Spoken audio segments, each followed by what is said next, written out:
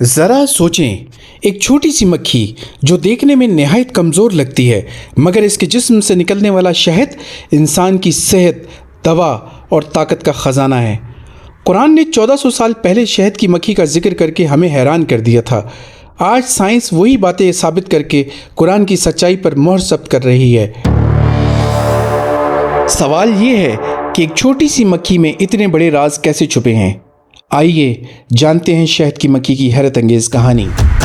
سورہ النحل کی 68ویں اور 69ویں آیت میں اللہ تعالیٰ فرماتے ہیں، اور تیرے رب نے شہد کی مکھی کو الہام کیا کہ پہاڑوں میں، درختوں میں اور ان چھتوں میں گھر بنا، پھر ہر طرح کے پھلوں میں سے کھا اور اپنے رب کے راستے پر چل جو تیرے لیے آسان کر دیا گیا ہے۔ ان کے پیٹ سے مختلف رنگوں کا مشروب نکلتا ہے جس میں لوگوں کے لیے شفا ہے۔ یہ قرآن کی وہ واحد آیت ہے جس میں کسی جاندار پر وحی یعنی الہام کا ذکر کیا گیا ہے۔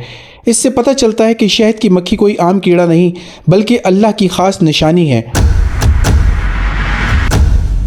آج سائنسدان مانتے ہیں کہ شہد کی مکھی دنیا کے سب سے منظم جانداروں میں سے ایک ہے۔ مکھیوں کی ایک کالونی میں تقریباً 60,000 مکھیاں رہتی ہیں۔ ان میں سے ایک ملکہ مکھی ہوتی ہے جس کا کام صرف انڈے دینا ہوتا ہے۔ ورکرز بھی یعنی مزدور مکھیاں چھتا بنانا، خوراک لانا، شہد تیار کرنا اور بچوں کی پرورش کرنا ان کی ذمہ داریوں میں شامل ہوتا ہے، جسے وہ بغیر کسی کوتاہی کے مکمل ایمانداری سے سر انجام دیتی ہیں۔ ڈرونز مکھیاں نر مکھیاں ہوتی ہیں جن کا کام صرف ملکہ کے ساتھ ملاپ کرنا ہوتا ہے۔ سپاہی مکھیاں گارڈ بیز ہمہ وقت چھتے کی حفاظت پر مامور رہتی ہیں، یعنی ایک مکمل سوسائٹی موجود ہے اور ہر مکھی اپنی ذمہ داری کو احسن طریقے سے پورا کرتی ہے۔ یہ وہی چیز ہے جس کی طرف قرآن نے اشارہ کیا کہ اللہ نے ان کے راستے آسان کر دیے ہیں۔ یہ حیرت انگیز نظم و ضبط کسی انسان نے نہیں سکھایا بلکہ قرآن کے مطابق یہ اللہ کا الہام ہے۔ شہد کی تیاری کسی معجزے سے کم نہیں۔ ایک مکھی ایک دن میں 100 سے زائد پھولوں پر جاتی ہے۔ یہ عمل صرف شہد بنانے کے لیے نہیں بلکہ پھلوں اور پھولوں کی افزائش کے لیے بھی ضروری ہے۔ اگر شہد کی مکھیاں ختم ہو جائیں تو دنیا کی آدھی سے زیادہ فصلیں اور پھل اگنا بند ہو جائیں۔ شہد کی مکھی پھولوں سے رس چوستی ہے۔ یہ رس مکھی کے خاص شہد والے معدے میں جاتا ہے۔ وہاں انزائمز کے ذریعے اس رس کی کیمیائی شکل بدل جاتی ہے۔ پھر مکھی اسے چھتے میں ڈالتی ہے جہاں مزدور مکھیاں اپنے پروں سے ہوا دے کر اس میں موجود نمی کو خشک کرتی ہیں۔ یوں وہ گاڑھا سنہری شہد بن جاتا ہے جو صدیوں تک خراب نہیں ہوتا۔ سائنسی تحقیق کے مطابق شہد میں 200 سے زائد غذائی اجزاء ہوتے ہیں جن میں وائٹامنز، منرلز، اینٹی آکسیڈنٹس اور اینٹی بیکٹیریل خصوصیات شامل ہوتی ہیں۔ قرآن نے کہا اس میں لوگوں کے لیے شفا ہے۔ آج میڈیکل سائنس بھی شہد کو دوا مانتی ہے۔ زخموں کو بھرنے میں شہد کا استعمال ہوتا ہے۔ شہد گلے کی خراش اور کھانسی کے لیے بہترین علاج ہے۔ یہ اینٹی بیکٹیریل ہے اور انفیکشن سے بچاتا ہے، دماغ کو طاقت دیتا ہے اور یادداشت کو بہتر کرتا ہے۔ دل کی بیماری اور بلڈ پریشر میں بھی مفید ہے۔ جدید ریسرچ کے مطابق شہد میں موجود ہائیڈروجن پر آکسائڈ بیکٹیریا کو مارنے میں مدد کرتا ہے۔ مکھی اور دنیا کا توازن۔ جی ہاں، شہد کی مکھی صرف شہد ہی نہیں بناتی بلکہ پولینیشن یعنی پھولوں کا ملاپ بھی کرتی ہے۔ دنیا کی 70% غذائیں شہد کی مکھیوں کی پولینیشن پر انحصار کرتی ہیں۔